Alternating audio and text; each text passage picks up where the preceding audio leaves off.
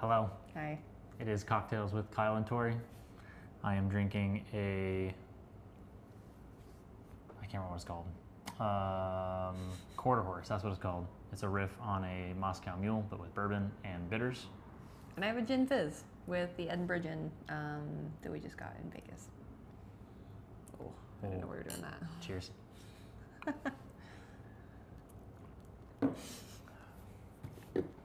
Okay, question time. Okay. How did you get into photography together? She was into photography and I was into photography, just like dabbling, and I found out she was into photography and she was cute, and so I asked if she would come do photo shoots with me as like my assistant, playing the long game. Here we are. Yep, it's not really that special of a story. Worked out. What are your goals for the way you'd like to grow your business? I would like to sustain business as is. I don't necessarily need to grow, but I would like to grow in our diversification of income. So like more commercial photography, boudoir photography, like other seasonal things. Weddings and elopements are very busy in the spring and the fall, but are kind of light in the summer and the winter. And I wouldn't mind finding some swings that offset the low season of weddings. How has marriage contributed to your own personal growth? Give a specific example. I've talked a lot. I think it's your turn. Okay.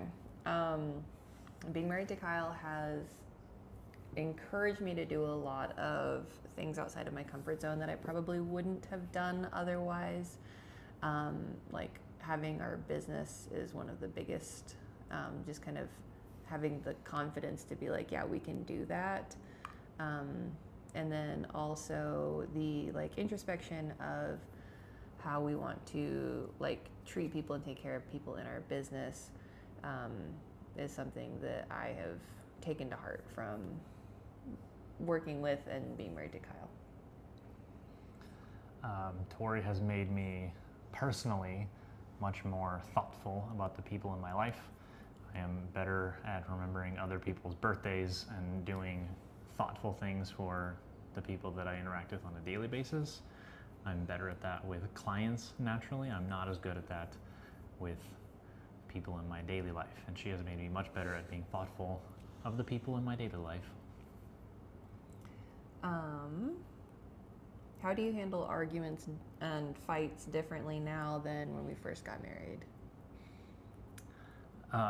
For me, I have learned that a snack and a nap goes a long way in any argument, and that often we just need to like take a break and not, like when we're like at odds a little bit, like just leave it, step back, and come back to it a little bit later, cooler heads prevail, rather than kind of poking the bear. Like I would just like want to address it when we were first married.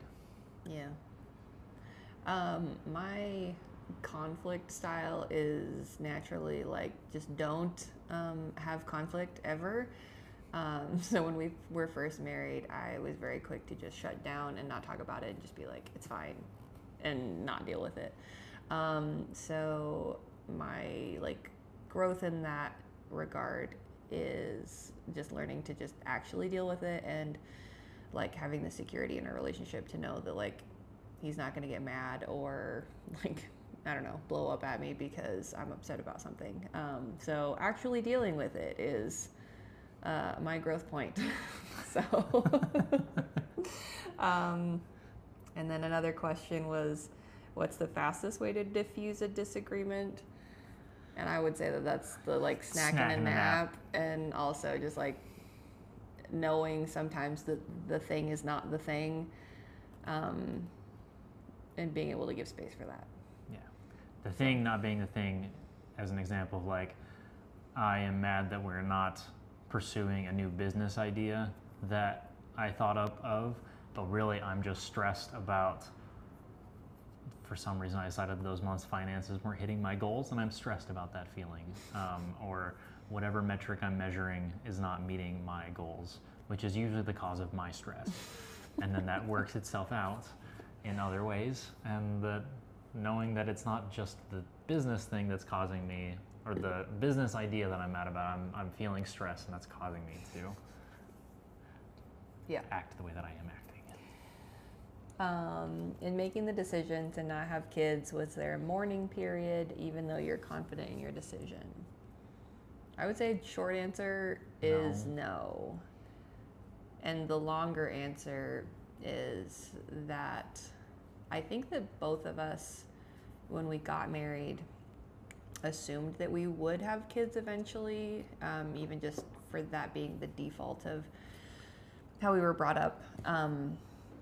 And so because we were so young when we got married, it was like, oh, we have time. I don't need to worry about that right now. We'll get to that when we get to it, and we'll cross that bridge when we get there. And then through the years and as we've gotten older, it's gotten more and more in the direction of like, I don't think that's for me, than it has ever been. I feel like I'm ready to start thinking about kids. And so there wasn't ever, at least for me, a strong desire that I do want this. And so it didn't feel like giving up something. It was just kind of like that desire never showed up in the first place. Yep. For me. It's pretty much like always open to the idea that eventually be like, yeah, now's the time. And that just never happened. So yeah, I don't feel like there was a desire there in the first place to mourn, I guess, like you just said. Yeah. We were pretty aligned on that. Same somehow. page. Yeah. Have you ever eaten the bison burger at that weird trading place near Zion? Yes. Yes. Yes, I have. And I know exactly why you're asking that question. And if you ever want to go to Buffalo Trading Company in Virgin, Utah, I would say do it, and then you will understand why this person is asking this question. It's an experience to be had, for sure. The food's good. It's just an experience. How do you two meet? We met at church. Yeah. I moved here to work at a church, and Tori was attending that church. That's how we met. Top 5 bags of coffee of all time. This took me a while. I had to like scroll back through my Instagram and like find the bags. Like I remembered that there were like ones that stuck out, but I couldn't remember the names of them, and I had to write them down because there's no way I was gonna remember them all at once. So I'm gonna reference the list. This is not in any particular order. Actually, I'll make it a particular order. Give me just a second. Okay, first on the list was a Panama Geisha from Facing West Coffee. It was like a small roaster in Colorado I'd never heard of before. I don't know if they exist anymore. First time that a cup of coffee like literally blew my mind. It was phenomenal. I think that was the second geisha I ever had. Anyway, after that, James and the Giant Peach from City League, my friend Dane in New York City. That cup of coffee, I've never had one that had such a solid peach flavor, like peach, like reminiscent of peach. It's such a good coffee. I think you can still get that one when it's seasonally available. So keep an eye out for City League. Ethiopia Guji from Best Slope in Colorado. It's one of the best Ethiopias I'd had. It was a naturally processed. It's delicious. Then the Panama Geisha from Passenger. This was the first geisha that I ever had, and it was the first time I was like, oh, I understand why geishas are such a big deal, because it was very tasty. And then finally, from Copper Door in Colorado, they had a Sumatra. They called it the Queen Kitiara. It literally had like a black pepper taste on the finish. It was not like what I would normally gravitate towards in coffee, but it stuck out as like, this is a very unique and delicious cup of coffee. So there you go. What motivates you? I want everyone to be my best friend. I think that's it. Maybe a little competition. I like to be the best.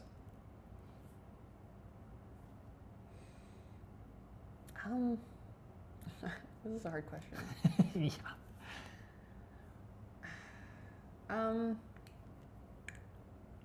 Motivates me. I don't know. Crushing guilt that I'm not doing enough at all times. That is true. Pioneer upbringing. I don't know. just do stuff. If you had to be a cartoon character from your childhood, which one would it be? I didn't think about this one beforehand. Oh, this hit me off the cuff. So,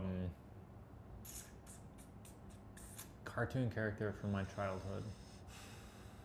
I'm of two very different minds of this. The first one is Bugs Bunny. Just because he's like a little trickster and it's funny. Second is Ash Ketchum from Pokemon because he got to go on this cool adventure at like 12 and catch monsters. That seems cool. Oh my gosh. I got nothing. I'm like drawing a blank. I've never seen a cartoon in my life. Cartoon from my childhood.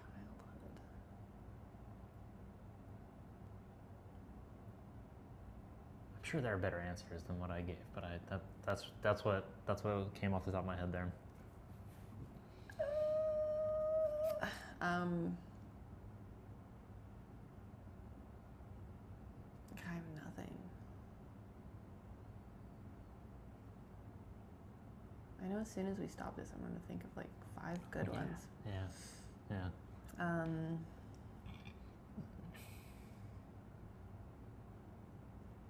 Why is this the hardest question? Can we go back to talking about why we're not having kids?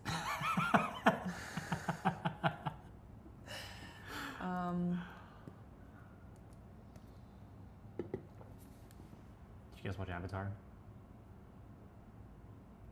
No. Oh, all right. I'm going to say Nala from The Lion King. Oh, I didn't even consider Disney. I don't know why. Well, we weren't allowed to watch real cartoons on the television, so we had a lot of movies. Fair enough. Okay, that's all the questions. That opens up a lot of like Aladdin.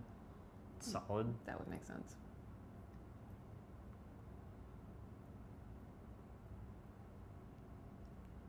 Yeah. Aladdin's a good one. Well, Mostly so I could sing Street Rat, Riff Raff, I don't buy that. I used to sing that a lot in college. Just break out and do it randomly. Kyle thinks we're vlogging. This video is 12 minutes long. I try to be fast. Happy anniversary. Happy anniversary. It's Cocktails with Kyle and Tori. Thanks for asking questions. I hope you have a great week.